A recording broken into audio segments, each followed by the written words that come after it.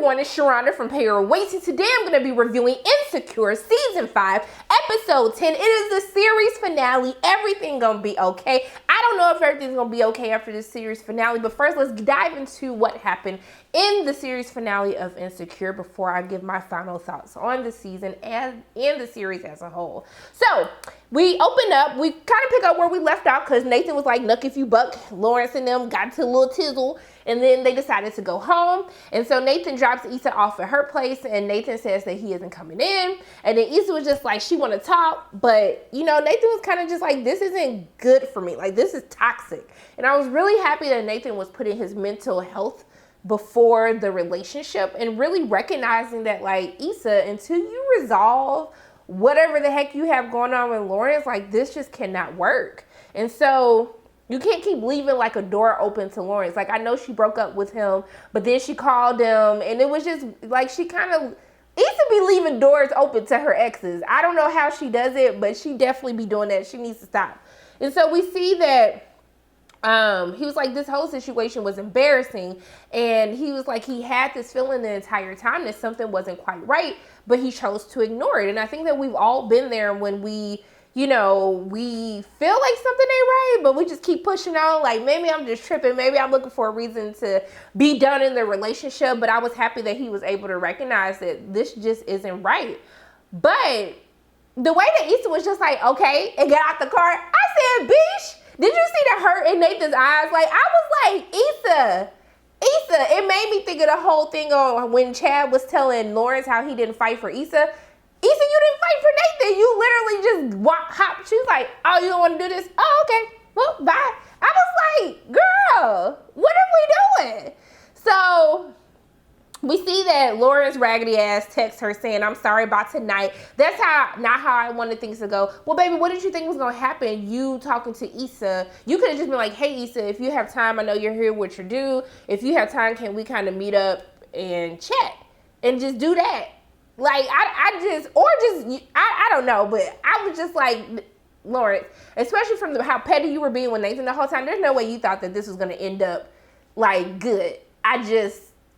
He just trashed too. So we see that Molly comes over to visit her the next day. Issa's clearly going through it. Not really, because, like, she wasn't going through it how if I was in love with someone, about to move in with somebody, looking for places with somebody, she never liked Nathan. I know y'all been trying to go hard for Issa and Nathan. He was always a rebound, and that's it. Like, I just never felt that they had the chemistry. I felt like Nathan represented all the things that she didn't see in Lawrence at the time because he supported her vision of entrepreneurship. He, like, inspired her. But outside of that, I just always felt like things were forced between Issa and Nathan.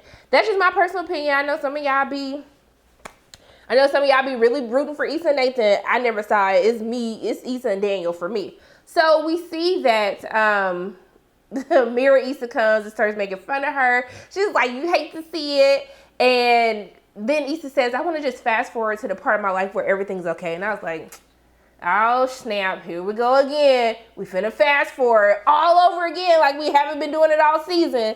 And so I will say that I did like how they were using birthdays to kind of wrap everything up with all of the characters.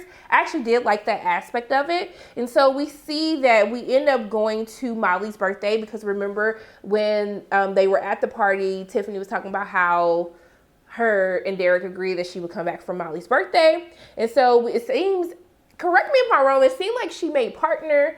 And then her and Torian are still together. Everything seems to be good. She's having everybody over to celebrate her birthday. Did I miss where Sean Patrick Thomas was in a previous episode of Insecure? Did I miss that? Like, so I know y'all love checking me on what I got wrong. Let me know in the comment section below, because I was like, hey, Sean Patrick Thomas. And then it made me think of that terrible dance. And what is that movie he was in with Julia Stiles? Y'all know what I'm talking about. I can't even think. But we see that Kelly got a new boo, Desmond. I said, hey, Desmond. And then when Tiffany was like, this is her rebound after her and Daniel Kaluuya broke up. And I was like, they weren't together though. Like, but I guess she just said give it to her. So I said, you know what? I'm sorry that you're going through it, boo. Like, I'm sure you and Daniel had some good times together. But Desmond's still cute too. I was shocked to know that Molly was only 32. I guess I never paid attention to what the age timeline was for any of them. But I always thought that she was just like, I thought she was gonna be like 34, 35. Now I didn't think she was that much older. But I'm just saying, I thought it was weird she was 32. So then we go to Issa's birthday, and they surprise her with a birthday party. Essentially, they lied to her and said one of the pipes burst. She's working with Krishan, and she was going to check on it. Everyone surprises her with her birthday party. All of her friends are there, and her assistant is there as well, basically saying that she opened up a GoFundMe to donate to the block, and they've already raised $5,000. Now, if it was me, I would have been like, who told you to donate it to the business? I got bills to pay too. Shoot, you should have did half and half. Give me a blessing as well. Kelly ends up telling, I love Kelly and Issa's brother. So Kelly telling Issa's brother, like, you stink. And then he was like, are you proud of that? Like, kind of like that joke was whack as hell. And then when she slapped the damn cup out of his head, I died. I was literally crying. I was just like, why are you so petty, Kelly? But I probably would have did the same thing too. Please give me a spinoff with them. I don't care. They can be BFFs. I know that he's gay, but I just want to see their dynamic. I would totally be here for a spinoff with those two characters. So we see that they're basically trying to get Issa to have sex, like get her back blown out real quick. And then she was like, now she was like, but what if the sex is bad? And then Kelly was like, I just stare at them and glare if it's bad sex. I was like, Kelly, why are you so extra? But in the midst of all of this, we see that Issa, she decides she's going to put herself out there. And then Kelly was like, okay, you woke up and chose confidence today, and I was totally here for it. But we do see a side conversation between Kelly and Molly, where basically Molly wants to bring Kelly on. She already talked to the partners about a real estate, not a real estate, but you know what I'm trying to say, a state division, in order for them to be able to bring Kelly on. And then we see that Nathan shows up to the party. So I was like, oh, okay, I didn't see this coming. Like, I thought we were just going to ease this in for her to be with Lawrence. But we see that Nathan comes in, and they have not spoken since that moment where we left off at the beginning of the episode. Issa talks about how she reached out to him and she sent him messages.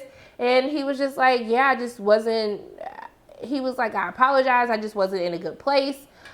He was just like, you know, it really hurt me, like, what happened. The barbershop people, they gave her money. I was like, okay, I always wanted to know, like, did old dude start showing up on time? Did he just leave? Like, I did want to know what happened with the barbershop people. I was still invested in that. But Nathan apologizes for not being responsive when she was reaching out. And, you know, Issa said, I hope you don't regret anything. And he was like, I don't. And I was like, eh? Because she's talking about, I hope you don't regret anything. Like, I took it like she was saying, I hope you don't regret losing me. And I'm like, bitch, lose what? Somebody that is unavailable, inconsistent? No. Okay? And so he was like, I don't. And I was like, boom, checkmate. Okay? Somebody gonna miss you. Tricks, shoot. So we see that we end up fast forwarding to Tiffany's birthday. So the girls go visit Tiffany in Denver. Tiffany, like, basically hates it there. She hasn't really made friends that she feels like she has a connection with. But we do find out that Issa meets a new boo, okay? And Derek brings out their daughter. She's so stinking adorable. Oh my goodness, I've been having baby fever lately, y'all. Woo! I still don't want no kids. I do want kids eventually, but I'm just like, I be having baby fever. It just be too much. When I saw the baby, I was just, she's so cute. She's so pretty. So we see that, oh, you know what? Sidetrack, sorry. Nathan did say something that also hurt Issa when he said, I'm finally starting to see this place as home. Because that kind of hints back to when Issa and Nathan was going through it. And they, you know, remember, like, you know, from that fight in the barbershop, he was ready to go. And she felt like he wasn't fully in it. So I'm sure that made her feel a certain type of way to hear him say, like, LA finally feels like home to him. And it was when he left her that it actually felt that way. So I did like that Derek was talking about how ain't-ish his friends are, like how none of the guys have come to visit him. But I did like the wine juice song that they was singing. I was like, that actually was a bop that was hitting it. But when Issa goes to get a glass of wine and she's trying to convince Molly to kind of chill out, take a drink, stop working, she sees a picture of Lawrence and the guys with their kids. And Molly ends up asking the real question that we wanted an answer to. And she was like, if Nathan wasn't there, if he hadn't showed up, like, what would you have said to Lawrence when he asked, are you happy?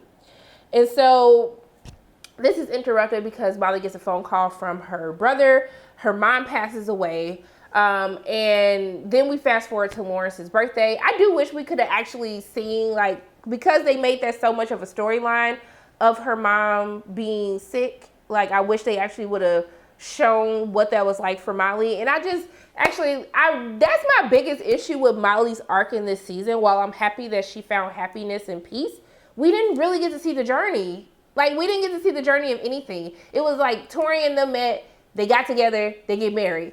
Molly wasn't ish last season, and now she's a better person. We didn't get to see that journey. We didn't get to see the therapy. Like, what did that look like for her? And then now we see her dealing with this with her mom, and then she gets better, and then it's like, oh no, she dies. But we never get to see anything. That was my biggest issue with Molly's arc for this season. Is something that I really wish that they cheated us out of her journey. And I just wish that they would have done more with her character in that way. So we go to Lawrence's birthday. Lawrence got a new boo thing too, okay?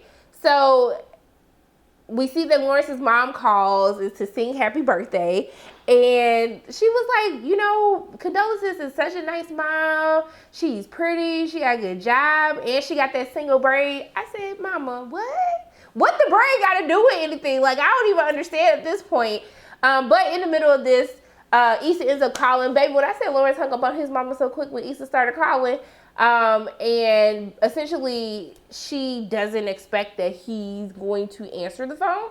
And she started doing this Louis Armstrong impersonation, which she's just so awkward. I just don't even understand sometimes. Issa says that she's been thinking about him, and she asks could she take him out for his birthday. But he ends up saying that he has plans because he got a boo thing. And then we fast forward to Kelly's birthday, which was another issue that I had. We see that Issa brings her boo, who is basically like a bootleg Daniel. He's like if Daniel and Luke James were, like, if their genes were put into one person, that is what they would look like. I was like, so you just gonna bring this bootleg Daniel? You gonna act like we didn't know that it looked like Daniel? Why couldn't y'all just bring Daniel back? She done been with all her other exes, and I still ain't seen Daniel. I got an issue. I feel like Daniel is the most compatible person Issa has ever been with. And the only reason it didn't work out because Daniel actually held Issa accountable for her crap. So I had to get that off my chest clearly. So we see that her and Desmond, Kelly and Desmond are together still, and she announces that she's pregnant. Tiffany with that wig at the dinner, I said, why y'all do that to my baby like that? Why y'all give her that wig? And the dress, I was like, stop with these dresses too. I was like, I don't like it. But I love what Kelly says though, because, you know, they talk about like, I didn't even know you wanted kids. And she was basically saying, most people don't want kids until they find the right person. And I think that's very true. A lot of people, once they actually meet a person that they feel like they can actually see themselves having children with, that kind of changes. And so I was happy that they mentioned that. But that Kelly talking about, I love Desmond, he got me doing the butt stuff. And I was like Issa said, like, I didn't need to know that. But you know what? If that's what makes you happy, girl, go ahead. But I will say that Issa's boo's hair was so damn pretty. Like, he has some pretty hair. I was like, that's some pretty hair right there. But we see that a year has passed. Issa's in the mirror, and she's basically saying that she's happy now. Everybody around her is happy. And then Mirror Issa's like, hey, like, I can start claiming you to my friends. I was like, girl, who your friend? You got different mirror friends? Like, somebody explain that to me. But she starts getting a phone call, and it's like whenever something is going good in Issa's life, she wants to mess it up. Lauren starts calling. Then she starts staring at the phone. I was so happy when Mirror Issa was like, bitch, don't you effing dare. And I was like, right. Why do you always want to mess stuff up once you're actually happy? It's like, oh, damn, I'm happy. Oh, this don't feel right. Let me F it up real quick. Let me flip the table real quick. That's how Issa is. And so she was like, you got this fine man in there trying to give you some peen. Like, what are you doing?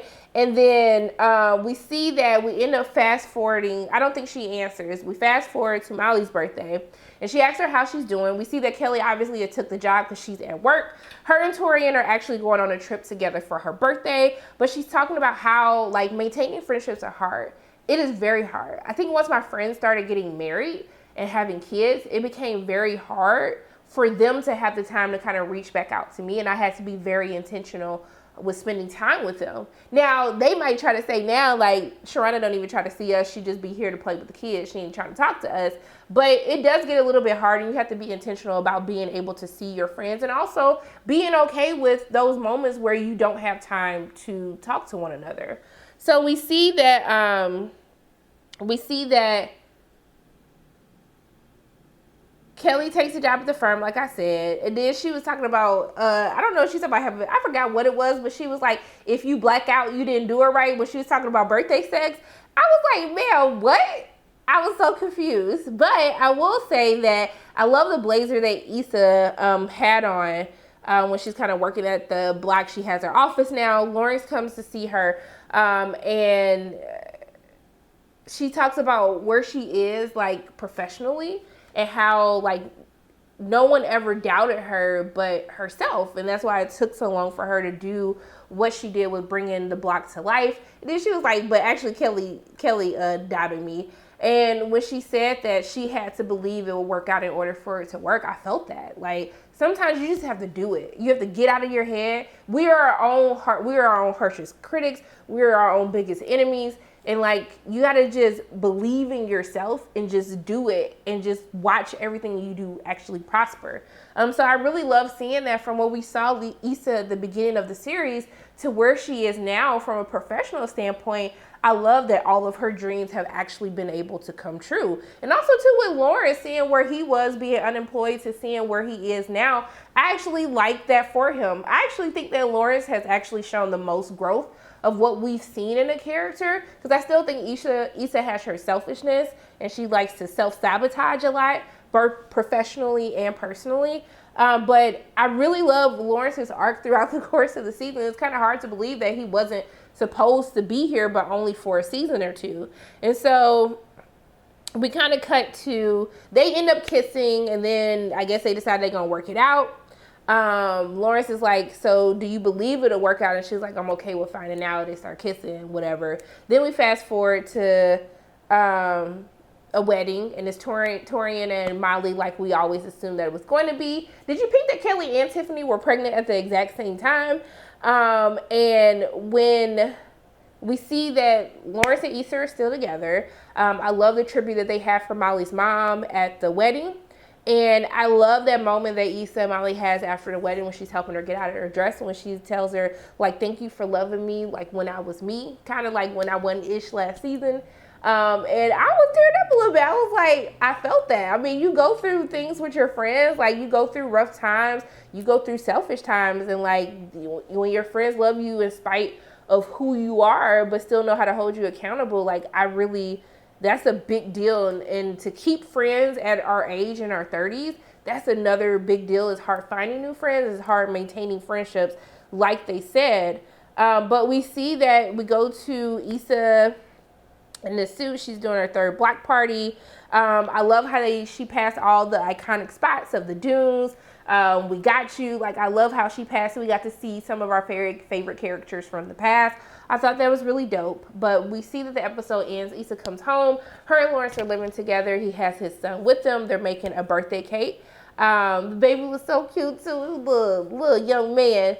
And essentially they are together, and it's Issa's birthday. Lawrence is taking her out, and she gets a phone call from Molly, who is in Greece with Torian, and she was like, Torian never leaves my side, and she basically says that he might have broken my kitty cat, which goes back to the song Broken You Know What, and then the episode goes off. Now, these are my issues. I've accepted that it's clear that this entire season they just wanted a happy ending, and they wanted to just tie everything up together. And I guess it goes into, they wanted to show the growth of the characters from where we found them at the beginning of the series to where we find them at the end of the series. And I'm okay with that, but there was so much that they needed to resolve that we kind of miss what that actually looked like. And I feel like we actually got cheated out of a lot of the different character arcs for all of our characters this season. I hate that after we've been begging and asking for years, for 4 seasons we've been asking, because they already made the 5th, but for 4 seasons we've been asking for more, giving Kelly a love interest, actually giving her something to do. And then they kind of do it, but it's like in the last episode of the series, and it just leaves a bad taste in your mouth. So why couldn't Kelly have had somebody the entire time? Why couldn't she have explored, you know, wanting kids, wanting a family? Like, I would have loved to see that with her character, because that's something that people deal with every single day.